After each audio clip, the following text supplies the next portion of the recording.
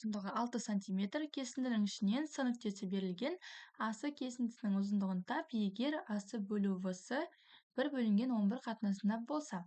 Мысалы, бізге осындай а және в кесіндісі берілген, осы кесіндінің ішінен с нүктесі берілген деген сөз.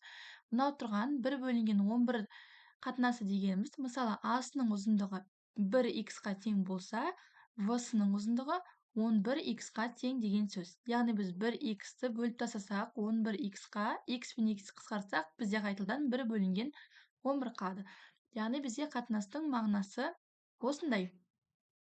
Енді бізде х-қа тең болды, мынау бізде 11х-қа тең болды, иә. Бізде АВ кесіндісінің ұзындығы 6 см берілген, яғни сонда х қосылынған 11х-іміз тең болады 6-ға. х-ға 11х-ті қоссақ 12х, ол бізде тең болады 6-ға, х-іміз тең болады 1 бөлінген 2-ге, иә. 6-ны 12-ге бөлсек 1 бөлінген 2. Бізде есептің шартында а-сының ұзындығын табу керек. А-сы ол бізде х, ол бізде 1 бөлінген 2-ге. Ал бізде табу керек болса, СВ-ны осы 11-ді көбейтеміз 1 бөлінген 2-ге, ол бізде болады 5,5, иә. 5,5-ке тең екен.